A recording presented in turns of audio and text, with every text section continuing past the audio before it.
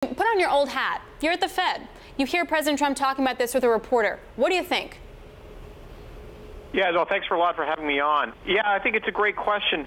I think there would be the immediate tendency would be to think that, wow, he's really put us in a position now where we're even more bent upon carrying on with what we think is appropriate for the economy because we have to show that we're not being influenced by the White House in any way.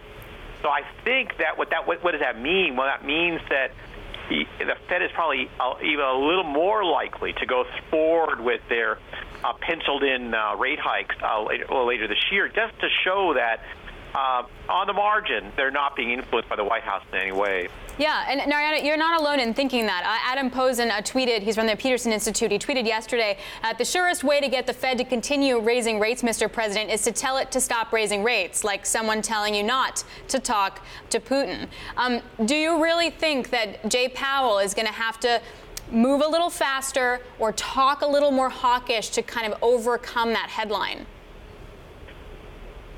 No, I don't think there's going to be anything that needs to be done publicly. I think it's more that, the information that might come through. Suppose we saw a little bit of softening in the economy over the remainder of the year. I think the Fed is likely to think, well, we should be going forward anyways with the rate hikes, despite that information flow. Just to show that, hey, we're still in charge of monetary policy. It's not the White House that's setting the tone. So speaking of Jay Powell, we obviously heard a lot from him this week up on Capitol Hill, testifying before both the Senate and the House. Setting the president's comments aside, what did you make of the message that Chairman Powell delivered?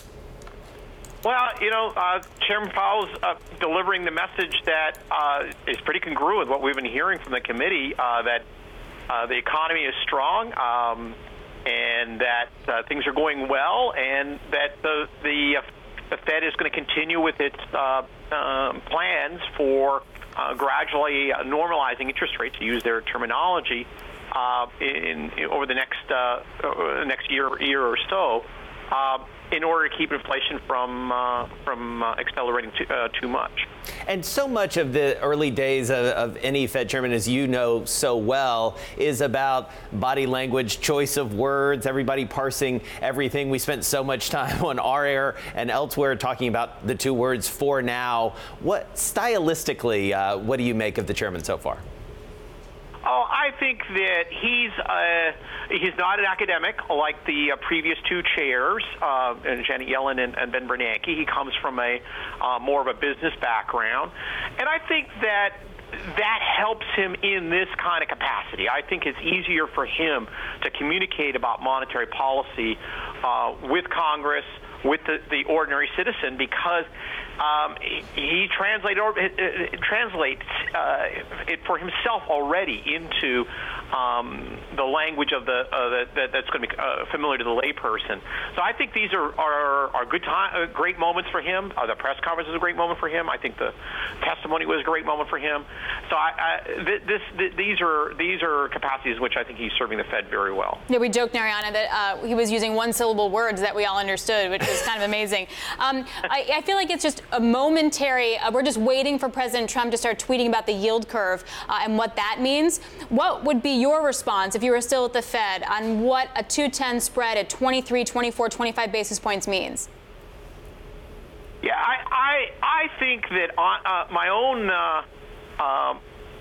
perception is that this, actually what the president said yesterday, is completely consistent with the message that's been coming out of his administration from Larry Kudlow, for example, and from Peter Navarro as well. And I think the Fed should be prepared to probably hear maybe even sharper criticism from the president and from the administration. Things are going really well right now for the economy. If things were to soften up a little further, I think you might hear even sharper criticism from the president and from members of the administration, and I think the Fed has to be ready for that.